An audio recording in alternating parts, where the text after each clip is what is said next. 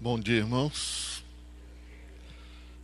Por causa da verdade que permanece em nós e conosco estará para sempre, a graça, a misericórdia e a paz da parte de Deus Pai e de Jesus Cristo, o Filho do Pai, serão conosco em verdade e amor.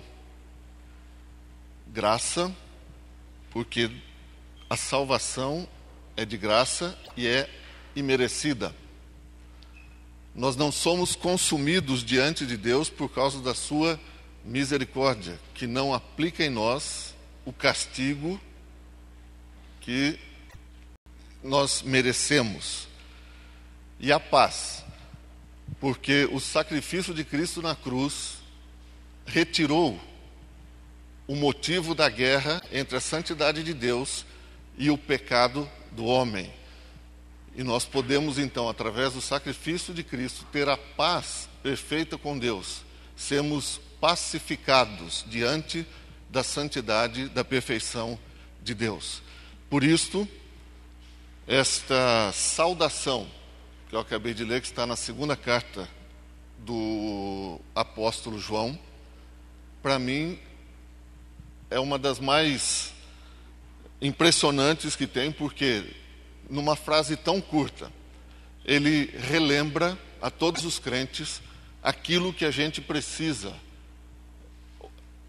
dia a dia, estarmos pensando e meditando nisto que Cristo fez já por nós. Não é que Cristo fará, muitas coisas ele fará, mas isto, dar-nos a salvação, usar de misericórdia para conosco e nos dar a paz, para que nós possamos estar diante de Deus sem nenhum problema, isto ele já fez, já realizou por nós. Nós vamos meditar com os irmãos nesta manhã por alguns momentos na carta que Paulo escreveu aos Gálatas, no capítulo 4, dos versos 12 a 20.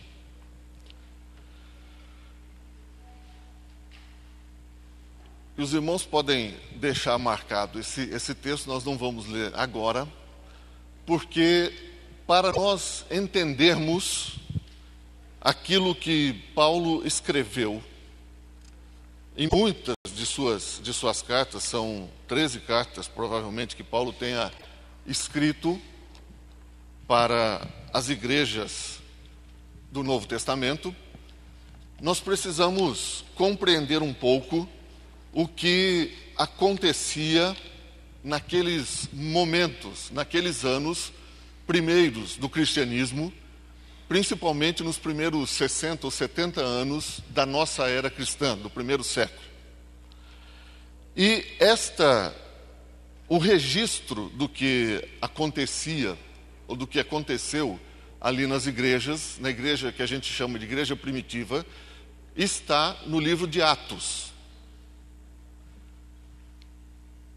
E o nosso amigo historiador Lucas, ele teve bastante cuidado, como ele mesmo diz, em registrar aqueles fatos, porque era importante, naquele momento da história, que as pessoas da igreja conhecessem o que estava ocorrendo e também fossem firmadas na doutrina dos apóstolos. Lembrem-se que até então nós só temos o Antigo Testamento como literatura escrita e as cópias eram encontradas no templo e nas sinagogas. Então as igrejas não tinham como nós hoje temos, o Novo Testamento inteiro, e que a gente pode abrir, pode ligar o nosso celular e verificar o texto bíblico ali. Esses recursos não havia. Então precisava de alguém, tanto os apóstolos como os escritores do Novo Testamento, que registrassem então e passassem isso de igreja em igreja, para que as igrejas então ficassem conscientes do caminho que deveriam seguir.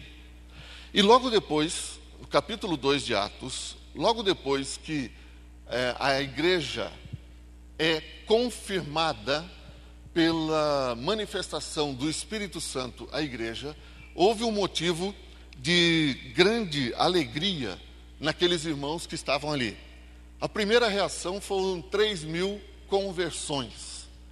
E esses irmãos, eles viviam, capítulo 2, verso 42 a 47, de Atos, eles viviam em comunidade. Todos se reuniam de casa em casa, compartilhavam a doutrina dos apóstolos, comiam do pão, ou seja, jantavam, almoçavam, jantavam, tomavam café, não sei como era exatamente a ordem que horas que eles participavam das refeições, mas o fato é que na hora que eles estavam nas refeições, eles estavam juntos. E era grande a alegria deles, louvando a Deus e contando com a simpatia de todo o povo. Verso 47. Enquanto isso, acrescentava-lhes o Senhor dia a dia os que iam sendo salvos. Infelizmente, onde existe reunião de pessoas, tem problema. E começaram a aparecer os problemas. Um dos primeiros, não necessariamente dentro da comunidade, mas foi que os apóstolos Pedro e João foram presos por pregar o Evangelho. Mas, como não havia maior acusação para eles, eles conseguiram ser soltos. E no capítulo 6 de Atos, nós vemos o primeiro grande problema dentro da igreja. Como tudo era em comum e a alimentação era distribuída pelos próprios participantes, chega um momento que começou a faltar. E houve murmuração dos helenistas, ou seja, daquelas pessoas que não eram judeus ou judias, contra os hebreus, porque as viúvas deles estavam sendo esquecidas da distribuição diária. Faltou comida, eles simplesmente esqueceram de distribuir para aqueles que não eram da comunidade judaica. Neste relato, nós vemos aí a criação do ofício do diaconato dentro da igreja. Foi a solução encontrada pelos apóstolos para resolver esta questão. No capítulo 7, nós temos aí o apedrejamento de Estevão, também por causa da pregação da palavra.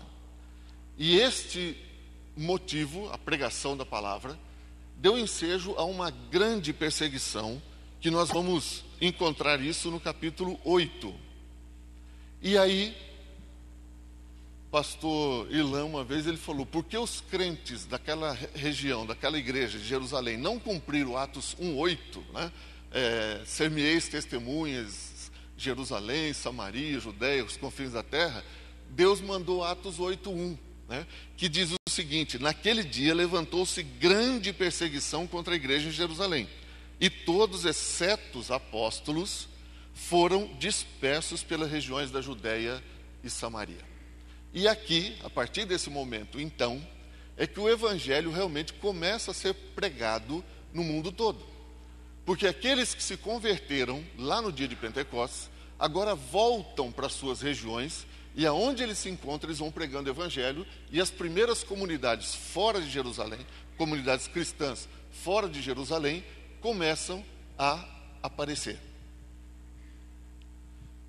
Daí também aparece um outro problema, porque a grande parte destes convertidos em outros lugares não eram judeus. E aí nós temos, por exemplo, o próprio Deus enviando Pedro para pregar aos gentios, capítulo 10, 9, 10 e 11 aí do livro de Atos. Isso causou um problema tão grande,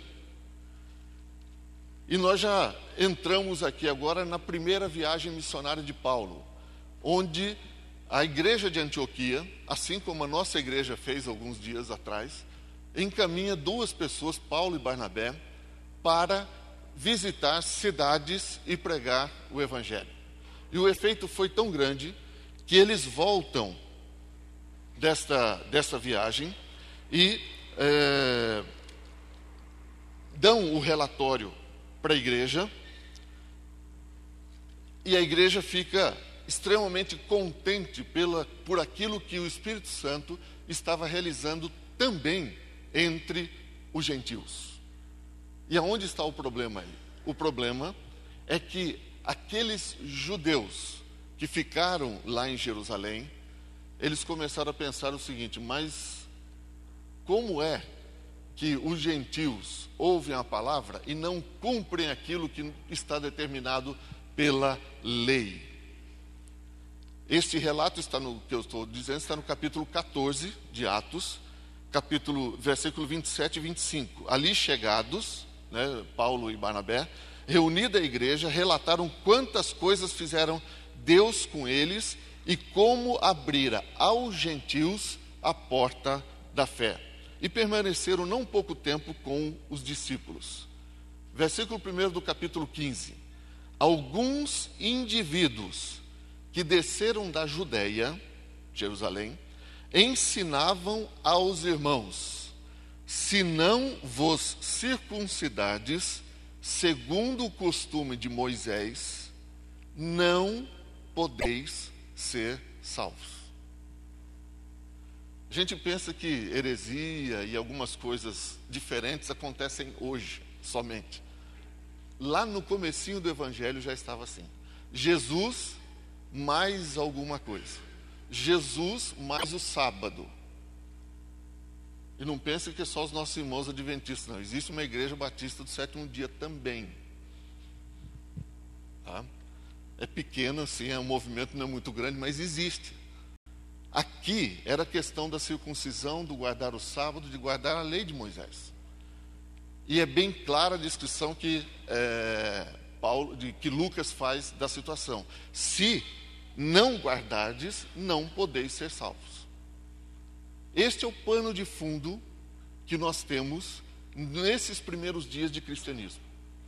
Na segunda viagem missionária de Paulo, que começa aí depois desse problema, e no capítulo 15, a gente vai ver que foi tão grande o problema, que o versículo 2 do capítulo 15 diz o seguinte: tendo havido da parte de Paulo e Barnabé contenda e não pequena discussão com eles, resolveram esses dois e alguns outros dentre eles subissem a Jerusalém aos apóstolos e presbíteros com respeito a essa questão.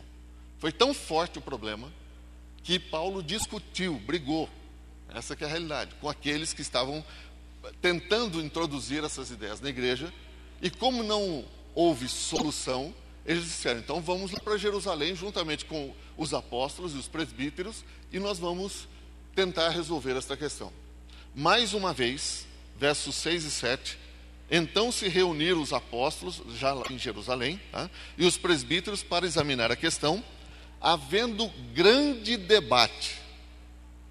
Pedro, então, tomou a palavra, e aí Pedro vai explicar que o evangelho agora não é privilégio dos judeus e não deve ser vivido à maneira dos judeus, à maneira do Antigo Testamento, mas agora nós estamos na época da graça, na época das boas novas. E a conclusão daquela reunião foi o seguinte, versos 19 a 21. Pelo que julgo eu, e aqui já é Tiago falando, não devemos perturbar aqueles que dentre os gentios se convertem a Deus, mas escrever-lhes que se abstenham das contaminações dos ídolos, bem como das relações sexuais ilícitas, da carne de animais sufocados e do sangue, porque Moisés tem em cada cidade, desde tempos antigos, os que pregam nas sinagogas, onde é lido todos os sábados. Ou seja, a questão ficou assim meio que resolvida, mas em suspense. Por quê? Para os gentios, então nós não devemos exigir que eles façam aquilo que está na lei de Moisés. Mas lembrem-se que em todas as cidades do mundo onde houve um grupo de judeus, tem uma sinagoga onde Moisés, ou seja, a lei é lida, e eles podem ir lá e aprender como é que deve ser feito. Esta característica, se nós continuarmos lendo aí o livro de Atos, ele acompanhou o apóstolo Paulo em todas as cidades às quais ele pregou. Por exemplo, se nós continuarmos lendo aí, Paulo passa por Filipos e depois em Tessalônica. Em Tessalônica nós temos a seguinte condição, lá, capítulo 17, verso 5. Os judeus, porém, movidos de inveja, trazendo consigo alguns homens maus dentre a malandragem, ajuntando a turba, alvoroçaram a cidade e, assaltando a casa de Jasson, procuravam trazê-los para o meio do povo, e etc. De Tessalônica, então Paulo foge, sai de lá e vai para Bereia. Em Bereia diz o seguinte, que aqueles homens eram mais, aquelas pessoas que ouviram a mensagem de Paulo, eram mais nobres do que os de Tessalônica, porque ao invés deles apenas atacarem a Paulo de primeira mão, eles ouviram o que Paulo estava pregando e tentaram conferir na Bíblia se era verdade ou não. Por isso que nós temos, de vez em quando, igrejas bereanas.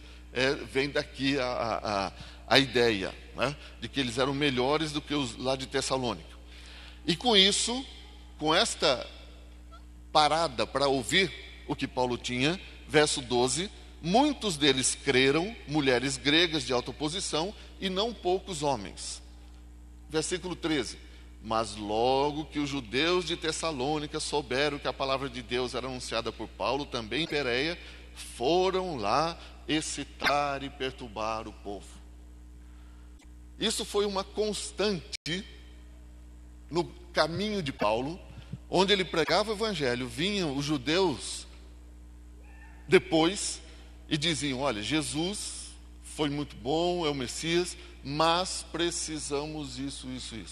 Quando não, desta forma aqui, colocavam Paulo contra as pessoas que se converteram, dizendo, Paulo é um herege que está pregando contra a nossa lei. Vamos lá para Gálatas. Não foi diferente com os nossos amigos gálatas. E Paulo não podia estar ao mesmo tempo em todas aquelas cidades que ele já havia pregado. E o expediente, então, que ele usou foi escrever cartas na medida em que ele ficava sabendo dos problemas. E esta é uma carta extremamente dura que Paulo escreve àqueles crentes daquelas igrejas.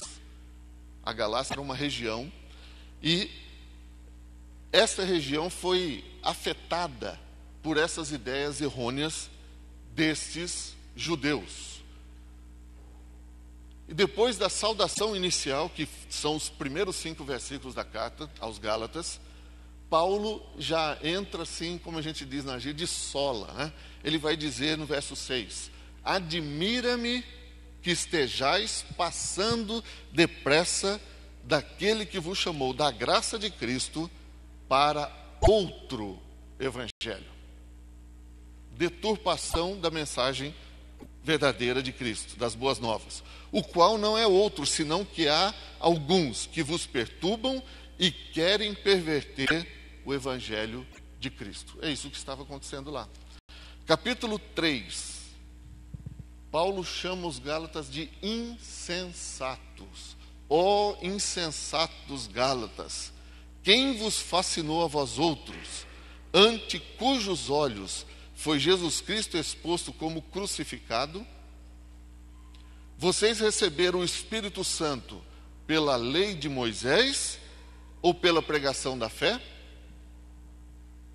Será que vocês já esqueceram isso quando eu passei por aí e preguei o Evangelho de Cristo? Foi com base na lei que nós pregamos a Jesus Cristo ou foi com base na fé? Verso 3, sois assim insensatos, que tendo começado, loucos, sem juízo, que tendo começado no Espírito Santo, estejais agora tentando vos aperfeiçoar na carne. Terá sido em vão que tantas coisas sofrestes? se na verdade for em vão, aquele, pois, que vos concede o Espírito e que opera milagre entre vós, porventura o faz pelas obras da lei ou pela pregação da fé? É uma pergunta retórica que, obviamente, só tem uma resposta. É pela pregação da fé que nós alcançamos a salvação. Muito bem. Diante desse problema, como é que Paulo tenta dar a solução para aquela igreja? Então nós temos toda a argumentação que Paulo vem fazendo, e no capítulo 4, então, é onde nós chegamos nesse estudo, nessa meditação, e que tira também o tema e a divisa, né, do ano da Convenção Batista sobre o estudo bíblico. E ele vai dizer o seguinte, capítulo 4, verso 12 a 20. Sede qual eu sou, pois também eu sou como vós. Irmãos, assim vos suplico, em nada me ofendestes. E vós sabeis que vos preguei o Evangelho a primeira vez por causa de uma enfermidade física. E posto que a minha enfermidade na carne vos foi uma tentação, contudo, não me revelastes desprezo nem desgosto, antes me recebestes como anjo de Deus, como o próprio Cristo Jesus. Que é feito, pois, da vossa exultação? Pois vos dou testemunho de que, se possível fora, teríeis arrancado os próprios olhos para nos dar. Tornei-me, porventura, vosso inimigo, por vos dizer a verdade? Os que vos obsequiam não o fazem sinceramente, mas querem afastar-vos de mim, para que o vosso zelo seja em favor deles. É bom ser sempre zeloso pelo bem, e não apenas quando estou presente convosco. Meus filhos, por quem de novo sofro as dores de parto, até ser Cristo formado em vós. Puder eu estar presente agora convosco e falar-vos em outro tom de voz, porque me vejo perplexo a vosso respeito.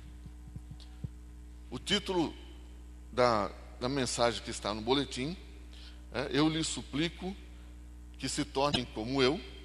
É da Nova Versão Internacional. E, obviamente, se alguém pensava que eu estava me referindo, né, que tem o meu nome embaixo a mim, acho que a ideia se desfaz agora, que eu ainda não estou nessa condição. Né? Mas Paulo apela para o seu próprio exemplo. Sede como eu sou. Se tornem como eu sou. Essa questão de colocar-se como exemplo pessoal, ou de usar exemplos pessoais para trazer ensinos morais, e aqui no caso espirituais, era comum entre os filósofos da época. O próprio Paulo usou desse expediente para várias vezes mostrar a quem ele estava escrevendo como que deveria ser feito. Por exemplo, 1 Coríntios 4,16.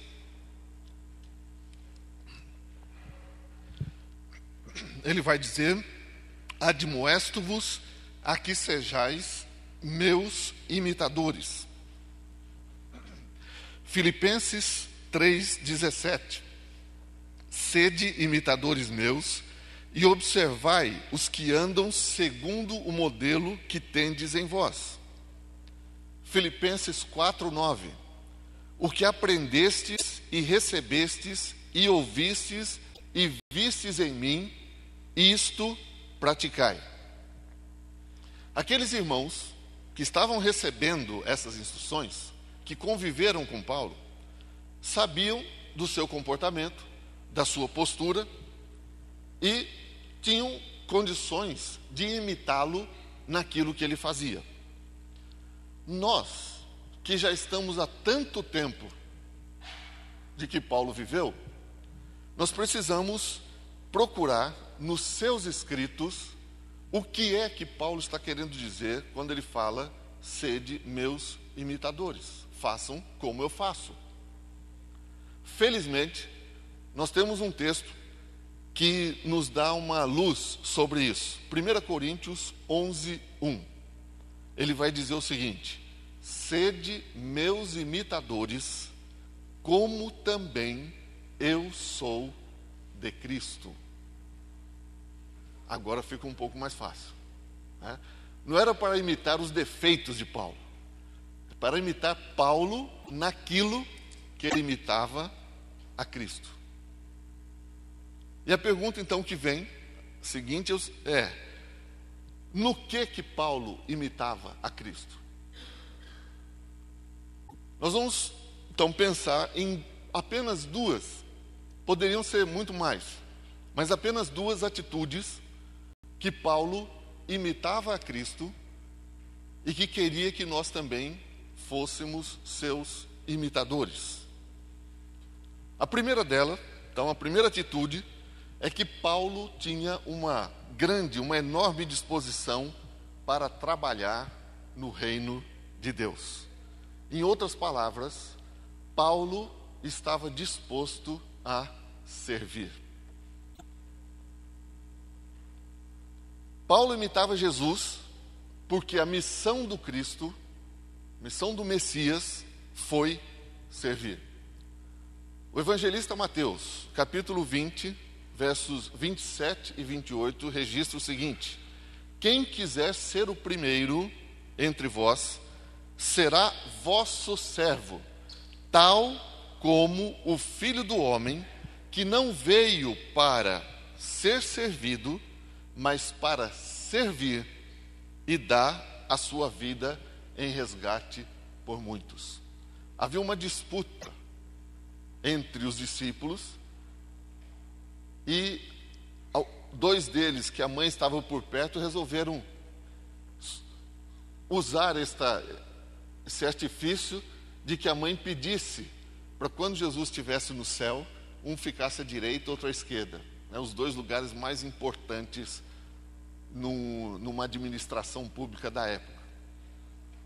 A resposta de Jesus foi essa: vocês querem um lugar importante? Sejam servos, porque o Messias, o próprio Deus conosco, veio para servir e não para ser servido. 1 Coríntios 9, 19. Paulo falando sobre as suas estratégias para ensinar e anunciar o Evangelho, ele diz: eu, sendo livre de todos, fiz-me escravo, eu fiz de servo de todos, a fim de ganhar o maior número possível de pessoas. 2 Coríntios 4, 5, Paulo vai falar a mesma coisa. Não nos pregamos a nós mesmos, mas a Cristo Jesus, nosso Senhor, e a nós mesmos como vossos servos, por amor de Jesus. Romanos, capítulo 1, versículo 1, Filipenses 1:1 e Tito 1:1, também Paulo se apresenta, ao escrever essas cartas, como servo de Jesus Cristo. Aqui em Gálatas, ele se apresenta como apóstolo. Como ele tinha que escrever algumas coisas duras para aqueles irmãos, então ele coloca a sua posição apostólica em primeiro lugar, para poder confirmar aquilo que ele estava dizendo à frente. Mas nas cartas em que ele não precisava disso, que eram mais amenas, ele se apresenta como servo de Jesus Cristo. Esta expressão, me parece, lembra a lei sobre a escravatura que tinha lá realmente no Antigo Testamento. Êxodo 21, os versículos 2 em diante, esses versículos representam a condição em que os escravos deveriam ser tratados. E diz: se comprares um escravo hebreu, 6 anos servirá, mas ao 7º sairá forro de graça, liberto. Se entrou solteiro sozinho, sairá. Se era homem casado, com ele sairá sua mulher. Se o seu senhor lhe der mulher, e ela à luz filhos e filhas e mulher, os seus filhos serão do seu senhor, e ele será sozinho. Porém, verso 5, se o escravo expressamente disser, eu amo meu senhor, minha mulher e meus filhos, não quero sair forro, não quero sair liberto, então o seu senhor o levará aos juízes e o fará chegar à porta ou à ombreira, e o seu senhor lhe furará a orelha com uma sovela, e ele o servirá para sempre. A ideia, quando Paulo diz, eu sou servo de Jesus Cristo, é esta marca que tem no próprio corpo, na própria alma de Paulo, que ele vai servir para sempre esse seu Senhor, porque ele sabe tudo aquilo que Jesus já fez por ele. Servir a Cristo e aos irmãos, como Paulo fazia, significa também participar dos mesmos sofrimentos que Cristo padeceu. Paulo, ele tinha orgulho de mostrar as marcas que havia no seu corpo por causa da pregação do Evangelho. E depois dele fazer essas orientações tão duras, essas demonstrações tão duras aos nossos irmãos da Galácia, ele termina a sua carta dizendo, capítulo 6, 17, quanto ao mais, ninguém me moleste, porque eu trago no corpo as marcas de Jesus. Paulo tinha autoridade para dizer isso que ele estava falando. Mas a segunda atitude, característica de Paulo, que nós podemos imitar, assim como Paulo imitava a Cristo, é que Paulo conhecia e citava constantemente as Escrituras para reforçar os seus argumentos e fazer a contextualização do que ocorreu no passado com o povo escolhido de Deus e agora, então, com a igreja. Aqui mesmo, nesta carta aos Gálatas, capítulo 3, ele coloca o exemplo de Abraão como o grande exemplo de fé a ser seguido.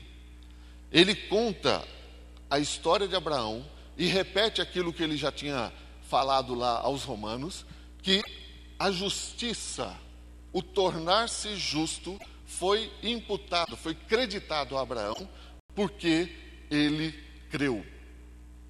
No capítulo 4, versos 21 em diante, ele faz o link com a continuação da história de Abraão, quando Abraão tem 2 filhos, um com Agar e outro com Sara. E ele vai dizer que aqueles que são descendentes de Agar estão presos à lei, mas aqueles que são descendentes de Sara estão livres e são os descendentes pela fé do próprio Abraão e são aqueles que creem em Jesus Cristo. No capítulo 10 de 1 Coríntios, Paulo enfatiza que os acontecimentos negativos que ocorreram lá no deserto com o povo de Deus, tais como murmurações, idolatria e tudo aquilo que a gente conhece da história do povo judeu no deserto, nos servem, ele vai dizer, como exemplo para que nós não caiamos no mesmo erro hoje. Ao citar e aplicar as Escrituras, Paulo imitava a Jesus.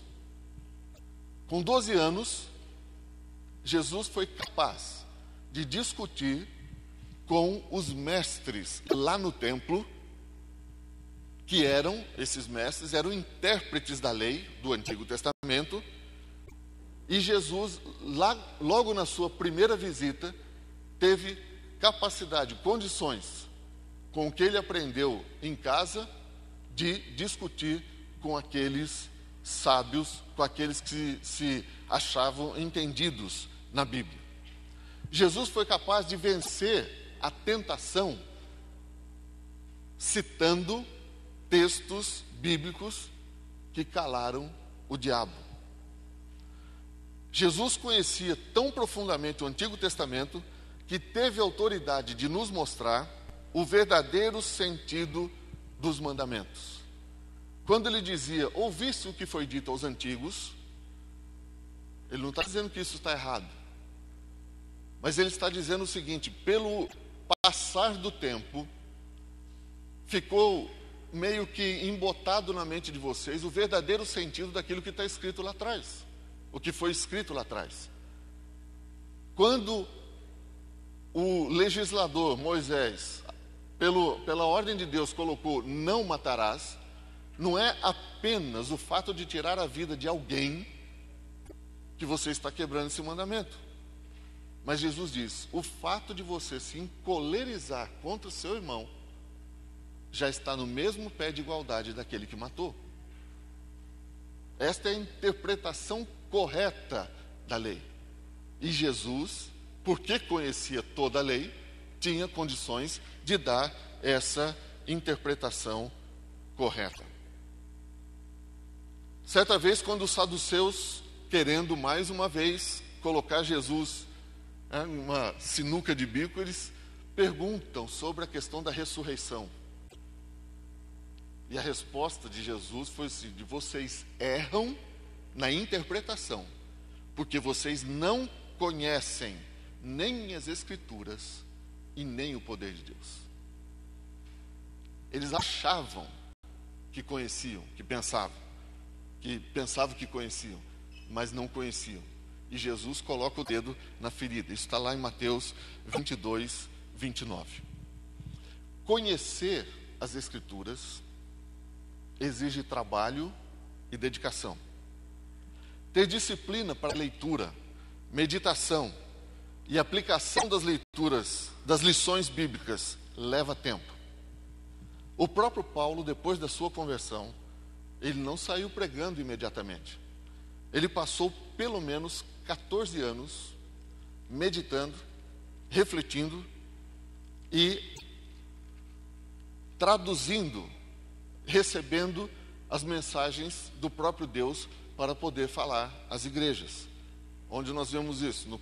Na própria carta aos Gálatas, no primeiro capítulo e o comecinho do capítulo 2. No verso 20 ele diz: depois eu fui para as regiões da Síria e da Cilícia.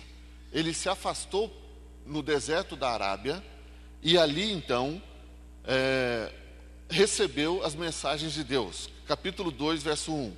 14 anos depois, subi outra vez a Jerusalém. Quando nós lemos o livro de Atos, lá parece que Paulo assim, se converteu e começou a pregar, né? Mas entre um versículo e outro, lá tem pelo menos 14 anos, onde Paulo se preparou para a tarefa que Deus tinha dado a ele. Assim como Cristo preparou os discípulos, os apóstolos, durante pelo menos 3 anos. A nossa igreja, a primeira igreja batista de Bauru, oferece oportunidade a cada domingo pela manhã e também em outros momentos, se houver necessidade, para que nós tenhamos um aprendizado sério da Bíblia. Quem leu a pastoral, né, dessa manhã, escrita pela irmã Leonor, pode observar e entender um pouco do que acontece. Desde 2009 nós temos um projeto chamado Estação do Saber Cristão. Mas essa igreja, ao longo dos seus mais de 90 anos, tem primado, de alguma forma, pelo ensino e pelo estudo sadio das Escrituras Sagradas. Isto envolve um alto investimento em oração, planejamento, tempo de preparo dos professores, seleção de material e assim por diante.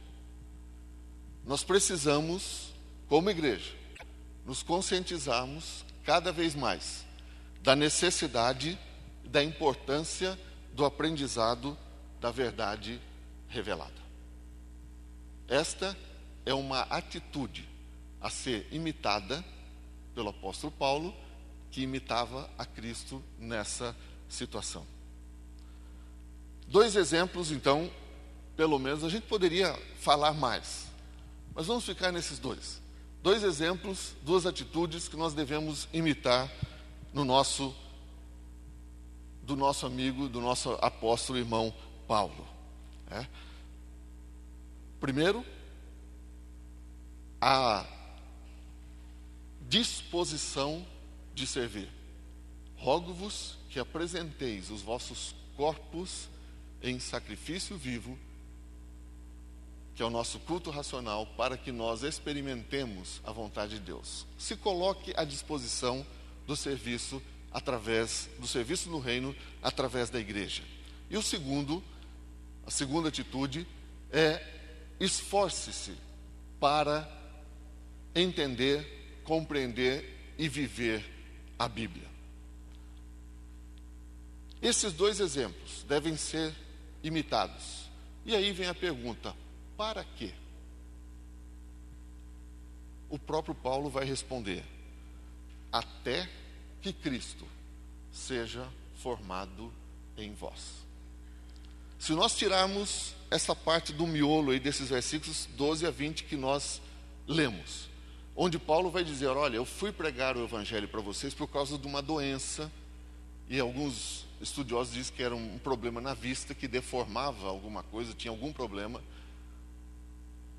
E ele diz: vocês me receberam muito bem, e se fosse possível ter transplante naquela época, ele diz, vocês tinham arrancado os próprios olhos e dado a mim.